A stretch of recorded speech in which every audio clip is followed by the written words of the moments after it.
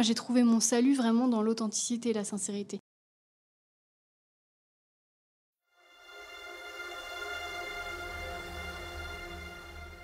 Les vulves, les seins, le sexe, les fesses, l'amour, le regard de l'autre, notre rapport au corps et à l'intime. Autant de sujets trop longtemps oubliés que l'on a envie de dévoiler avec vous. Bienvenue sur Pluriel Singulier, le podcast qui part à la rencontre de personnes du quotidien, prêtes à nous raconter leur expérience liée à un questionnement intime. Personnalités, amis, auteurs, autrices, voisins de métro, collègues, entrepreneurs, entrepreneuses, lovers. On écoute toutes les voix qui ont envie de nous partager leur histoire. Certaines font naturellement du bruit, d'autres sont plus discrètes. Mais chaque voix a ce quelque chose à apporter. Des envies, des peurs, des promesses, un savoir, des interrogations, une expertise. Alors, partons à leur rencontre ? Évaluée sur une échelle de 1 à 10, la douleur se manifeste par un ressenti désagréable dans notre corps ou un sentiment pénible lié à une souffrance morale. Ça, tout le monde le sait, d'accord, mais apparemment là, ce n'est rien ou ce n'est pas si grave. Minimisé, ignoré ou banalisé, il y a des mots sur lesquels on ne met pas de mots. Certains et certaines se retrouvent alors à vivre avec des douleurs qui se dérobent au regard des autres. Des blessures passées ou présentes, physiques ou morales, qui, bien qu'invisibles, engendrent des souffrances et des cicatrices réelles pour ceux qui les vivent. Trop douloureux d'en parler ou par peur d'être jugé, ces souffrances sont mises sous silence et peuvent devenir de vrais fardeaux. Pour rendre visibles ces douleurs invisibles, il faut d'abord les entendre, les comprendre et les reconnaître. Alors les voix se libèrent pour apprendre, d'une certaine manière, à vivre avec et tenter de les guérir. C'est le cas de Claire, Gaëlle et Christine qui nous parlent aujourd'hui de ces douleurs que l'on ne voit pas. Bonjour Christine. Bonjour. Christine, tu es chroniqueuse et humoriste et tu as réalisé que tu avais été pendant longtemps une personne toxique pour toi et aussi pour les autres. Oui. Et forte de ce constat et après certains déclics, beaucoup de travail sur toi, tu es passée de l'ancienne Christine toxique à la Christine d'aujourd'hui dont la lumière seule lui suffit sans avoir besoin de nuire aux autres. C'est joliment dit. Merci. Tu as écrit un livre passionnant où tu racontes ce parcours entre un diagnostic qui a mis du temps à être compris et une guérison qui t'a rendu la vie plus évidente et moins traumatique. Ce livre s'appelle « Le jour où j'ai réalisé que la personne toxique, c'était moi ». Merci beaucoup d'être avec nous. Ça veut dire quoi, Christine, être toxique ? Toxique, ça veut dire que quand on est avec quelqu'un ou quand on est avec soi-même, le résultat de ce qu'on fait, de ce qu'on dit provoque des choses qui sont négatives et qui ont des conséquences négatives. Voilà, c'est ça être toxique. Et c'est un schéma, c'est un processus qui est déviant, qui est le fruit parfois de traumas, de croyances erronées, qui fait qu'on crée une réalité en permanence qui est négative et dommageable. Voilà, c'est ça être toxique. Ok. Et quelles sont les étapes qui, selon toi, ont fait que tu es devenue à la fois toxique pour toi, pour les autres, et que tu sois finalement enfermée dans ce cercle un petit peu infernal ? Alors, il y a 2 récits, il y a 2 versions. Il y a la faute des autres, parce que c'est toujours un peu la faute des autres, on aime bien dire ça. Oui, effectivement, j'ai pas eu de bol. Quand j'étais petite, dans mon adolescence, voilà, j'ai été harcelée, j'ai vécu des trucs qui n'étaient pas marrants et personne n'a été là pour me protéger. Donc ça, c'est un peu le point de départ de ma déviance, c'est qu'à partir de là, tu te dis, en fait, le monde est pourri, les gens sont méchants et il n'y aura jamais personne pour me protéger. Donc ce que je vais faire, c'est que je vais devenir méchante aussi, je vais devenir manipulatrice et je vais me protéger avec un mauvais fonctionnement, mais je vais me protéger au moins. Et en plus, le pire, c'est que la société, en tout cas, là, c'est en train de changer, mais la société, à l'époque, nous confortait là-dedans. Oui, c'est-à-dire, il faut pas se confier, il vaut mieux pas être soi-même, il faut pas sortir du lot, il faut pas sortir du rang. En plus, quand tu grandis en province, il faut pas être différent. Alors qu'en fait, la clé, et on va y venir peut-être, mais la solution de tout ça, moi, j'ai trouvé mon salut vraiment dans l'authenticité et la sincérité. Parce que, en fait, j'avais peur d'être moi-même, parce que je pensais que quand j'étais moi-même, on allait m'en mettre plein la gueule, comme au collège. Et en fait, j'ai réalisé aujourd'hui que quand je suis moi-même, la personne elle se dit en fait ça veut dire que moi aussi je peux être moi-même et on est nous-mêmes ensemble et c'est merveilleux. Oui, c'est en fait d'avoir ces mécanismes de barrière, ça a créé toute cette toxicité. C'est ça. C'est difficile à dire toxicité. En plus le mot toxique est toxique. Non mais c'est ça qu'il faut. Ouais. Il est hyper difficile à dire, il crée des moments de gênance, c'est vrai que c'est assez particulier. Un jour, tu as eu un déclic pour réussir à aller mieux et arrêter de souffrir ? Oui, en fait, j'avais une amitié toxique. Je m'en suis rendu compte plus tard qu'elle était toxique, assez récemment. Mais effectivement, c'était une amie de très longue date. On était amis depuis le lycée et régulièrement, on avait des clashs très forts, très intenses. Et je pense qu'on se on s'entraînait l'une et l'autre là-dedans. Et puis un jour, elle m'a dit, de toute façon, tu veux jamais de lait, tu te victimises tout le temps. Mais parce qu'elle avait aussi le même problème, mais on aimait bien s'inventer ça. Enfin, ça nous arrangeait bien en fait d'être des victimes. Et puis elle me dit, tu cherches pas de solution, tu veux jamais aller de l'avant. Et elle m'a mis face à des cas qui étaient concrets. Et c'est ce que je dis dans mon bouquin, c'est que les gens gentils, ils vous diront jamais que vous êtes toxique. C'est souvent les gens toxiques qui vous disent que vous êtes toxique, parce qu'aussi, regarde où ton ennemi t'attaque, c'est souvent son point faible. Hein. Et puis j'ai raccroché, et puis je me suis dit, oh, quelle conne, non, n'importe quoi. Et puis mine de rien, je pense qu'elle m'a fait un exercice d'hypnose en fait dans cette conversation. Parce qu'il y a plein de portes qui se sont ouvertes. C'était pendant le confinement. Dans mon inconscient, j'ai commencé à ouvrir des dossiers. Je fais, mais c'est vrai que ce jour-là, j'ai fait ça alors que j'aurais pu faire ça. C'est vrai que là, j'ai dit ça. Ah, tiens, cette personne qui s'est éloignée de moi. Tiens, mais pourquoi ? Ah, mais peut-être parce que ce soir-là, j'ai fait ci, j'ai fait ça. Et puis après, en fait, il faut savoir que moi, ça faisait des années que j'allais pas bien, que je faisais beaucoup de développement personnel, que j'avais vu plusieurs thérapeutes, que j'avais lu énormément de bouquins. Mais j'avais jamais retourné la caméra vers moi. Et là, j'ai fait... Oh, et si c'était ma responsabilité, et si c'était moi le problème. Et en vérité, ça a été assez fulgurant du jour où j'ai changé ce mode de pensée, où j'ai été sincère et que je me suis mise à me remettre en question. Ma vie a radicalement changé, mais en quelques jours. Ah oui, vraiment, en quelques jours, tu as eu ce déclic, finalement, cette prise de conscience. Oui, tout à fait. Mais justement, dans ton livre, tu dis qu'au fond, dans ce genre de relation avec soi, tu es à la fois le juge, la victime et aussi l'avocat. Et il y a une phrase que tu as écrite que je trouve assez juste. Tu dis, quand on est déviant, on ne se pose pas les bonnes questions, on ne se remet pas en question. Ce n'est donc jamais de notre faute, car nous n'avons pas du tout envie de punir notre client, à savoir nous-mêmes. C'est ça. Vraiment ce truc de... En fait, c'est impossible de prendre du recul. C'est un cercle vicieux dans tous les sens, quoi. Ouais. Et être invité à prendre du recul, c'est une chance et c'est une opportunité. Et là, j'ai eu le cœur brisé...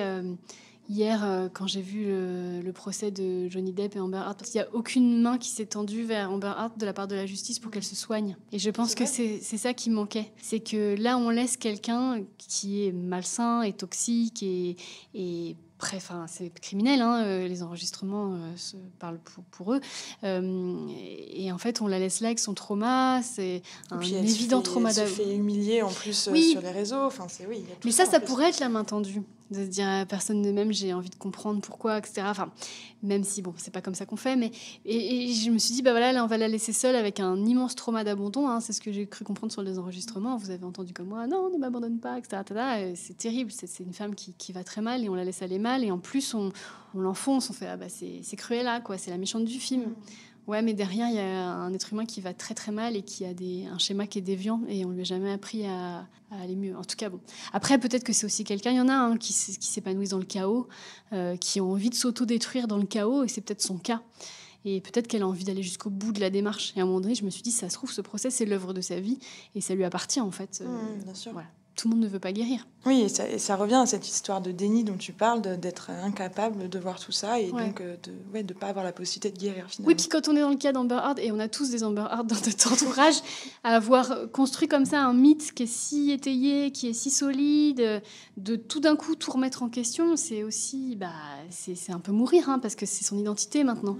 Donc si elle renonce à ça, elle renonce à elle-même. C'est très complexe et à la fois, c'est terrible. Ça me brise le cœur. Mais justement, quand tu parles de cette notion d'abandon, pareil, dans ton livre, tu dis qu'à un moment, tu cherchais à être aimé, mais pas forcément dans l'idée que quelqu'un t'aime, mais de pouvoir ressentir que tu pouvais être digne d'être aimé. Ouais. Tu avais vraiment cette idée de... Mais aimez-moi, en fait, j'ai besoin d'être aimé, je suis capable d'être aimé. Pourquoi tu as ressenti ça et comment ça se traduisait aussi dans tes relations? Ça devait avoir un impact, forcément. Ouais, pendant très longtemps, j'ai eu un énorme besoin de validation. Mais oui, parce que moi, toute petite, j'étais un peu... Dans ma famille, j'étais un peu la 5e roue du carrosse. On me critiquait beaucoup, on me rabaissait beaucoup. J'avais déjà cette velléité artistique, je me sentais déjà différente, etc. Et dès que je faisais quelque chose qui sortait un peu de la norme, on me rabaissait, on me remettait vite à ma place.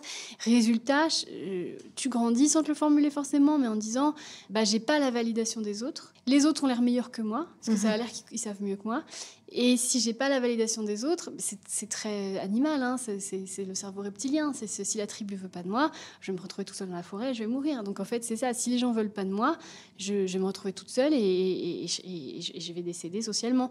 Alors que c'est pas vrai, en fait. C'est que quand la tribu veut pas de toi, c'est que c'est pas ta tribu. Et tu vas partir de la forêt, puis tu vas rencontrer une autre tribu, en fait, qui te ressemble. Et moi, c'est ce qui m'est arrivé quand j'ai commencé l'humour. Et tu vas rencontrer des gens qui se sont fait éjecter de leur tribu aussi, en fait. Et c'est comme ça que ça marche, en vrai. Oui, c'est de recréer des nouveaux liens ailleurs et pas s'accrocher sur ceux qui, finalement, sont destructeurs, quoi. Ouais. Et si t'es pas validé, c'est pas grave, en fait. Si t'es droite dans tes bottes, si tu es toi-même, enfin, je veux dire, il y a que toi-même qui peut te valider, en fait. Et c'est justement toutes ces petites... Enfin, ces petites, je ne vais pas du tout les minimiser, mais c'est cet ensemble de douleurs qui se sont accumulées qui ont fait que derrière, tu pouvais plus supporter le monde autour de toi et donc tu avais Oui, j'étais terrorisée. Mais encore aujourd'hui, hein, des fois, j'ai des espèces de moments d'immense mal-être et je vois bien que c'est pas normal. Par exemple, il y a 15 jours, j'étais invitée à la première de Top Gun et en fait, j'ai dit à une amie, j'avais l'impression d'être un chien dans une soirée de chat. C'est-à-dire que moi, j'étais là, j'avais envie de dire bonjour à tout le monde, etc.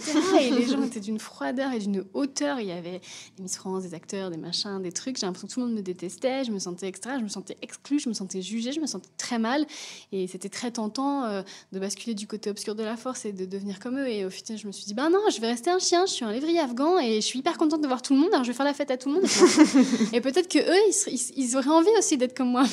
Et voilà, et j'invite à ça. Je me dis que peut-être que si tout le monde fait son chien, et ben peut-être un jour, il y aura une première de filles, mais tout le monde sera hyper content, puis tout le monde remuera la queue et c'est super cool, on est content de se voir. Et c'est pas du tout honteux de se le dire, en fait. Oui, c'est d'avoir la vraie sincérité, dont tu parlais au début, de voilà, je suis Christine et je suis comme ça et je vais pas chercher à me mouler en fait sur les autres, quoi. Ouais, c'est ça. Et peut-être qu'il y a plein de gens qui me tourneront le dos et qui me fermeront des portes, mais quand une porte va s'ouvrir, ce sera la bonne. Et j'ai toujours réussi à travailler, j'ai toujours trouvé des gens qui voulaient bien de moi, donc voilà.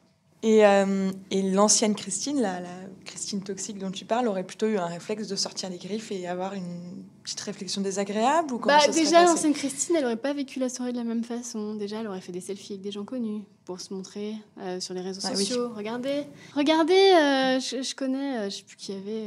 Voilà. Regardez, je connais Miss France. Hein, regardez. Déjà, j'aurais fait ça, je pense. Là, je l'ai pas fait, j'ai pas eu envie. Donc oui, déjà, elle aurait fait ça. Elle aurait été frustrée qu'un tel lui ait pas parlé. Alors que là, je m'en foutais. Je me dis, si ce truc, il me parle pas, tant pis pour lui, parce que je suis extrêmement géniale. Donc voilà, c'est ça qu'il faut se dire. Mais voilà, je pense que l'ancienne Christine, elle aurait vécu cette soirée-là à côté. Elle aurait vraiment... Mais elle n'en aurait pas profité, elle aurait juste vu le négatif, en fait. Oui, puis elle aurait essayé d'en tirer parti pour elle-même sur les réseaux sociaux. Ça, les selfies avec les célébrités, j'ai passé tout mon début de carrière à en faire parce que j'avais besoin de la lumière des autres, en fait. Je pensais pas que moi-même, je pouvais être... rayonnante par toi-même, oui. Ouais, et que en fait c'est mon métier comme eux, en fait. Donc en fait techniquement on est dans la même corporation. En fait j'ai pas à les courtiser. Enfin tu vois ce que je veux dire. Et bon. Oui, tu peux les admirer, mais t'as pas forcément besoin de les envier, de vouloir être comme eux, de vouloir attirer leur lumière. Oui, puis être fan c'est pas un métier, donc. Ça a jamais rémunéré beaucoup de choses. Oui, donc voilà. Mais voilà, la Christine d'avant, elle aurait vécu cette soirée-là comme ça. Dans ton livre, tu parles d'une notion que je trouve super intéressante, de la bienveillance indifférente. La bienveillance indifférence, pour moi, c'est d'être apaisé vis-à-vis des gens qui te font du mal, qui t'énervent. C'est une de mes profs de yoga qui m'avait expliqué ça, parce qu'on avait fait un stage de yoga, puis il y avait un mec qui était con, qui faisait que de la reprendre, etc. Et elle m'avait dit, tu vois, là, la bienveillance, mais je m'en fous. Mais je suis bienveillante, mais je m'en fous. Et je pense que c'est ça, et voilà, moi, quand quelqu'un m'énerve, je me dis, je suis bienveillante, et je m'en fous, et je lui souhaite le meilleur, mais je m'en fous. Okay, voilà, c'est plutôt ça. Vois, avant, j'étais plutôt dans, et pourquoi il m'aime pas, et pourquoi il m'énerve, et je vais essayer de comprendre, et je vais essayer de détourner les choses, je vais essayer de faire en sorte que les choses soient différentes, qu'elles soient à mon avantage, que tu aies un avis, que tout le monde se rallie à ton avis, et que tu rentres vraiment. C'est épuisant, c'est vraiment épuisant. C'est épuisant. Et tu vois, là, ce matin, quand tu m'as accueilli devant, tu me dis comment ça s'est passé ta chronique ce matin ? Je t'ai dit que je m'étais fait engueuler parce que j'ai fait une blague sur Darmanin. Et en fait, pareil, j'ai une bienveillance indifférence vis-à-vis de ce problème. C'est-à-dire qu'avant, je me serais dit, oui, mais Darmanin, c'est pas normal qu'il soit encore en poste, parce que voilà, c'est pas parce que la justice a dit que ça, et que voilà. En fait, voilà, moi, j'ai fait ma blague, ils étaient pas contents. C'est quoi, la vie continue, voilà. Alors que je pense que la Christine d'avant, elle aurait même pas pu faire ce podcast après cet événement. Ouais, en se sortant. Tellement j'aurais été... blessée. Oui, alors que là, tu as dit ce que tu pensais. En plus, Ouais, moi, je suis contente. j'ai entendu cette blague et je la trouve très très bien. Merci. Et en fait, c'est joyeux, c'est un événement joyeux, je trouve, comment dirais-je, un désaccord sur une blague. C'est le débat public, moi ça me plaît, c'est aussi pour ça que je fais ce métier. Et ça n'a rien à voir avec moi. Ouais, du coup, ça a vachement changé ton regard sur, Ouais. sur le monde. Mais aussi parce que je me valide. Tu vois, j'ai validé cette blague quand je l'ai écrite. Alors qu'avant, je pense que j'écris les blagues en disant « Oh, j'espère que les autres vont la valider. J'espère que ce sera OK. J'espère que... » Et du coup, tu te censures et t'enlèves vraiment ce que tu... Enfin, encore une fois, ta sincérité, ce que tu penses, ton authenticité qui est hyper importante. Et c'est mon plus gros regret, je pense, c'est que quand je relis mes premiers spectacles, tu vois, en fait, c'était des spectacles pour créer du rire et sur du rire, en fait. C'était pour faire plaisir aux gens, c'était pour être aimé, c'était pas du tout moi. C'était des blagues déclencheuses de rire physique. Il y avait rien de... Pour je défendais valider, rien. en fait. Ouais, c'est ça. Je défendais rien du tout qui m'appartenait. Voilà. Tu parles des vieux cons dans ton livre. Oui. Et j'ai trouvé ça hyper drôle. Et je pense qu'on a tous... reconnu pas mal de gens dans cette histoire de vieux cons. Est-ce que tu peux en parler un petit peu, enfin les décrire Je m'étais fait cette réflexion quand j'étais chroniqueuse avec Nico Saliagas pendant 2 ans sur Europe 1 parce qu'il recevait beaucoup des gens en fin de carrière. Et je me disais, c'est quand même fou parce qu'il y avait des gens très modernes. Je pense par exemple à Pierre Richard, à Alain Souchon, à Guy Bedos, qui étaient, au-delà d'être évidemment extrêmement gentils, respectueux, bienveillants, curieux de tout, qu'ils avaient le bon discours et tout. Puis à côté de ça, des acteurs, des chanteurs âgés qui disaient des trucs extrêmement racistes, qu'on était obligé de couper au montage. Et je me disais, qu'est-ce qui fait que y en a un qui va... il y en a un qui va être tout à fait au fait de ce qui se passe, qui va employer le pronom yel extrêmement bien, qui va ne pas juger TikTok, qui va être complètement dans son temps du haut de ses 75 ans, et puis que quelqu'un d'autre va dire « Oh, les jeunes... » Par exemple, je pense à Eddie Mitchell, qui disait « Oui, le rap, c'est de la musique de sauvage et tout. » Gars, quand t'as commencé le rock, c'est de la musique de sauvage, en fait. Mais oui, Donc, clairement. est-ce que tu peux pas admettre que aussi chaque génération apporte sa nouveauté ? Et je me pose la question et je me suis dit, mais je pense juste que y en a qui se remettent en question et d'autres pas, et que je pense que tous les gens dont on a parlé, les gentils ou les mauvais, sans vouloir être trop manichéenne, c'est que en fait ils sont entourés d'une cour qui leur dit tout le temps, mais vous êtes merveilleux, mais j'adore ce que vous faites et tout ça. Qu'est-ce qui fait que t'as d'un côté un Alain Souchon qui me demande « Christine, tu t'en sors avec ton métier ? T'as assez de travail ?» alors que le gars ne me connaît pas, je sais pas si tu vois le truc, et qu'à côté un autre dont je tairai le nom qui va me regarder avec un immense mépris et qui va saboter ma chronique juste parce qu'il veut pas m'offrir son rire, en fait. Qu'est-ce qui fait la différence entre l'un et l'autre ? Je ne sais pas, j'ai pas la réponse, mais je pense quand même un peu la remise en question et l'ouverture d'esprit. Donc tu reviens sur ce côté toxique, c'est le fait de pas se remettre en question et toujours avancer et de se dire c'est bien ce que je fais, c'est bien ce que je fais, c'est bien ce que je fais. C'est ça. Mais j'ai vu aussi des gens comme ça qui revenaient une deuxième fois, et des gens qui étaient un peu durs avec moi et snob et parfois un peu méchants. Je ne citerai pas le nom, mais il y en a un. J'avais été le voir avant la deuxième chronique et je lui avais dit, écoutez, la dernière fois vous avez fait ça et ça, et en fait il avait fondu, quoi. Il avait fondu. Il était « Ah, je suis désolée, pardon » et tout ça.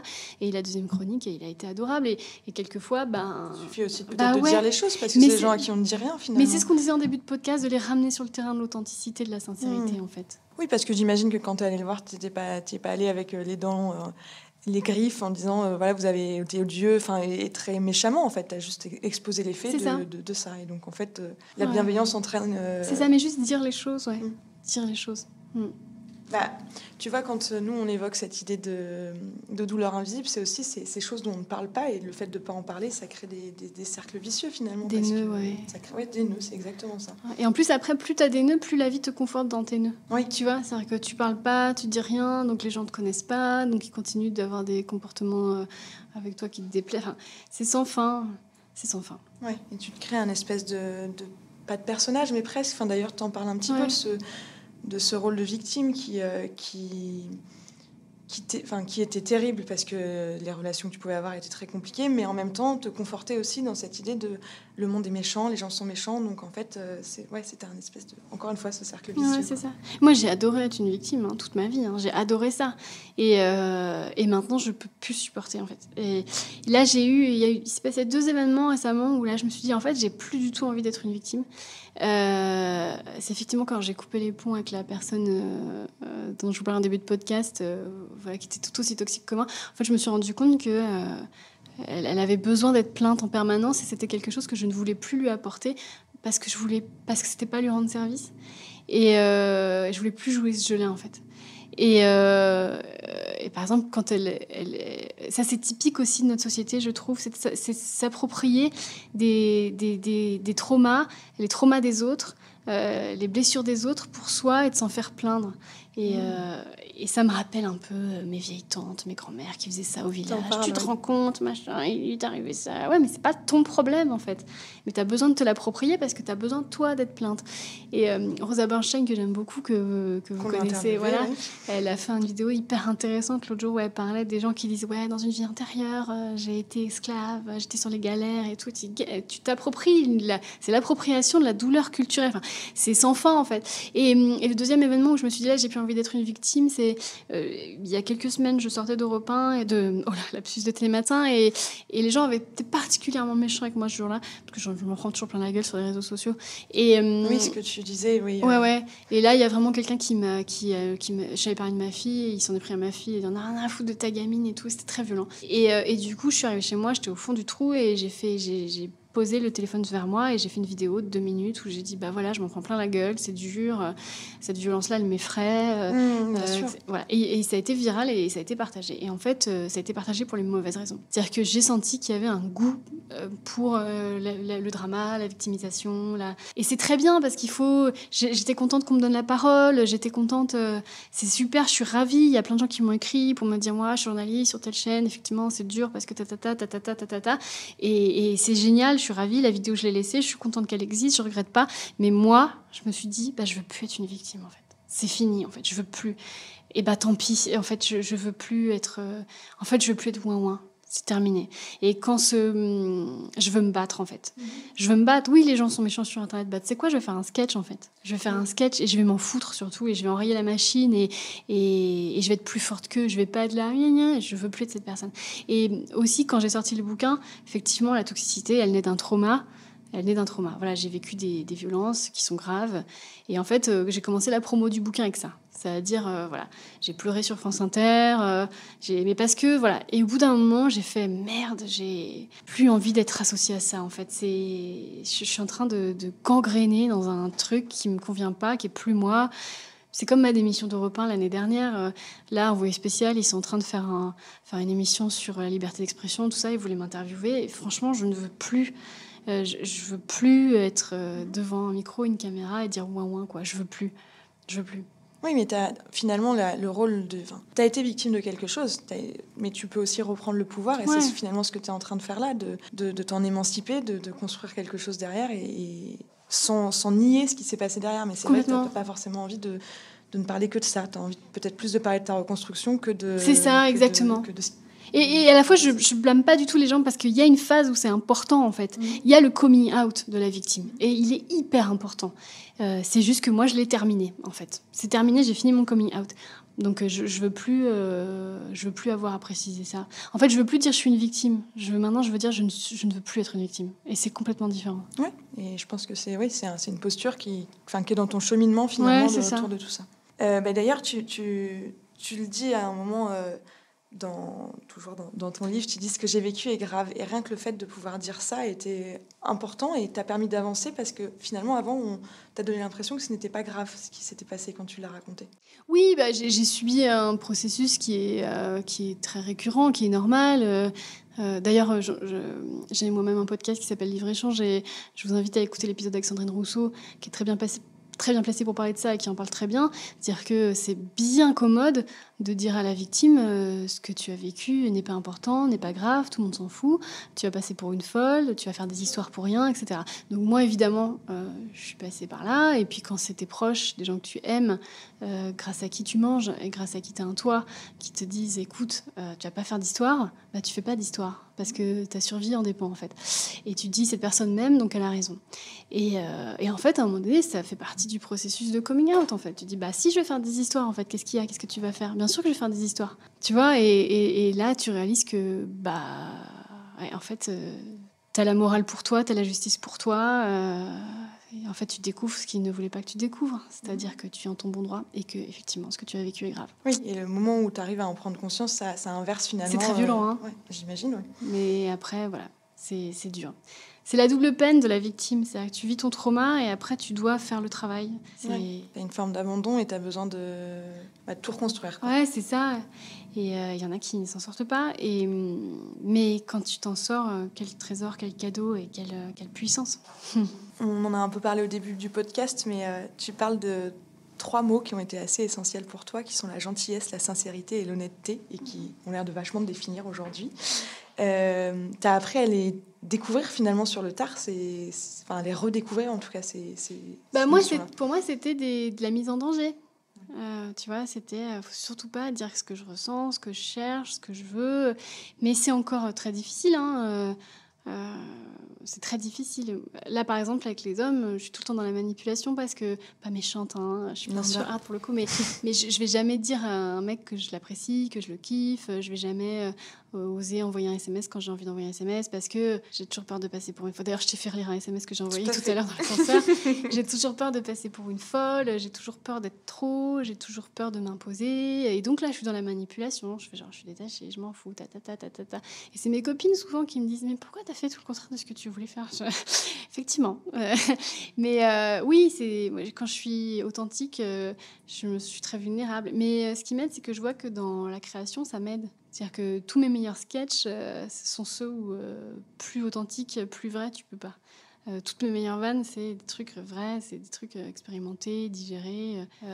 Qui viennent vraiment du cœur, de l'intime, quoi. Enfin, et mon dernier livre, donc celui que tu as lu, je ne pouvais pas l'écrire plus avec mes tripes, c'est une boucherie. Clairement. Et ça a pris, et les gens m'écrivent, et je pense que si j'avais manipulé, si j'avais dissimulé, ça aurait pas eu le même impact. C'est enlever ce côté très invisible qu'il y a eu de ce trauma et de tout ce qu'il a entraîné derrière et de le rendre hyper visible et surtout permettre à des gens de eux aussi se remettre en question, eux aussi se questionner. Enfin, c'est hyper louable en fait comme approche. Et ce qui est rigolo, c'est que je reçois des messages de gens toxiques qui me disent qu'ils s'en sont sortis et après j'arrive qu'ils sont toxiques. Genre après ils vont m'insulter par exemple. Et du coup je suis face à des gens vraiment qui sont dans un entre-deux. Ils vont m'envoyer un message, j'ai lu votre livre, c'est super, merci, vous avez sauvé ma vie, donc très bien, je réponds, merci, je suis très touchée, blablabla. Là-dessus, il me réécrit, vous savez, puis là, je réponds pas parce que j'ai pas le temps, et là-dessus, une semaine après, vous êtes une connasse, machin, et en fait, c'est le côté toxique qui reprend le dessus. Oui, ils se sont abandonnés, t'aurais dû leur répondre parce que tu devrais comprendre la même chose, sauf que bon, tu peux pas... quand j'ai un copier-coller qui est prêt pour ces jours-là, je dis, relisez mon livre, je vous invite à questionner sur la violence que vous venez de m'adresser, etc. Bon, qu'est-ce que je peux faire de plus? Voilà. Puis déjà, tu prends le temps de leur répondre, quoi. Enfin, Mais j'aime bien, moi, je réponds à tout le monde. Non, mais je veux dire de répondre à leur insulte à la deuxième partie du message. En soi, alors moi, quand je me fais insulter, je réponds tout le temps la même chose. Pareil, j'ai un copier-coller et je dis toujours les gens qui m'insultent, qui me traitent après télé matin, oui, vous êtes nuls. Hein. Je leur écris, pensez à ce que sera votre vie si vous prenez plus le temps d'écrire aux gens que vous aimez, que vous les aimez, plutôt que d'écrire aux gens que vous aimez pas, que vous les aimez pas. J'écris juste ça. Alors derrière, souvent, ils m'envoient merci Françoise Dolto. Je m'en fous. C'est quoi? J'ai fait mon boulot en fait. Je t'ai dit et je suis sûre que sur tout cela, il y en a forcément un qui va changer. Je leur souhaite. Moi aussi. Mais j'aurais aimé qu'on me parle comme ça, moi, à l'époque. Ouais, pour pouvoir te rendre compte, pour pouvoir... la prise de conscience, enfin, au final, le déclic que tu as eu dans la conversation que tu as eue avec oui, parce que la prise de conscience, c'est un cadeau. Et c'est trop triste. Je parlais d'Amber Heard, c'est trop triste. Ouais, d'être enfermé, en fait. Qu'on lui fasse pas ce cadeau. Je pense que vraiment, si la justice lui avait dit... Je sais pas si ça se fait aux États-Unis, mais voilà, vous êtes obligés de vous soigner. On change des vies comme ça. Dans ton livre, tu parles d'une dimension indéfinissable qui est la magie, ce qu'on ne peut pas prévoir. Comment tu as pris un petit peu conscience que cette magie pouvait exister? J'appelle magie vraiment tout ce qui s'explique pas trop, qui est dans l'air, qui est de l'ordre de l'instinct, d'être aligné. En fait, c'est en me connectant, je crois que j'allais bien, à la raison pour laquelle je vais bien. C'est une espèce de... Je parle dans ce chapitre sur la magie, je parle d'un tas de trucs, je parle... Là, par exemple, l'échange qu'on a, toi et moi, j'ai l'impression qu'on est sur la même longueur d'onde, j'ai l'impression que c'est sain, j'ai l'impression que je suis pas en train de dire des trucs que je vais regretter, je sens que tu m'écoutes avec sincérité et que tu as vraiment lu mon livre. Là, on est sur un truc qui est joli, il faut se connecter à ça. Je parle de ma rencontre avec Jane Birkin, par exemple, qui m'avait remise à jour parce qu'elle a une énergie qui est fabuleuse, qui est incroyable, qui est puissante et fragile, qui est sincère. C'est une femme qui est une star internationale et qui te regarde comme si tu étais son égale. tu discutes 10 minutes avec elle, tu as l'impression qu'elle a rechargé tes batteries pour des semaines. Ça, c'est de la magie. Ouais. Ça, Et tu dis, s'il y a des Jane Birkin, c'est vrai qu'il y a l'inverse. Et tu as aussi les gens qui, eux, t'entraînent avec eux dans un trou noir. Et ça, c'est de la magie. Ou ça peut être n'importe quoi. C'est, tu sais, cette sensation de flow quand tu crées, que tu es complètement happé par ta création. Voilà, une petite brise. Quand il fait trop chaud. Voilà, non, mais ça peut être n'importe. Il faut se raccrocher à ça. Et il y a aussi cette magie-là. Il faut aussi savoir, par exemple, des fois, elle n'est pas de ton côté. Et il y a des jours où tout va de travers. Et il faut savoir se laisser traverser. Et voilà, le tout, c'est d'être aligné. Et je pense que quand tu n'es pas en phase avec toi-même, que tu t'en veux, que tu es dans la culpabilité, que tu te juges beaucoup, c'est pas possible parce que cette magie-là, pour la ressentir, il faut être aligné avec soi.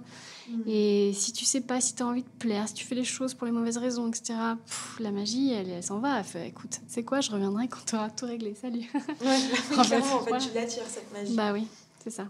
Est-ce que tu as des livres, des films, des chroniques, des podcasts que tu as lus, vus, écoutés, qui t'ont vachement inspiré et dont tu as envie de... Ah oui, les podcasts, celui que j'ai lu pendant l'écriture du livre, c'est peut-être Une nuit sur l'inceste, qui m'a beaucoup aidée.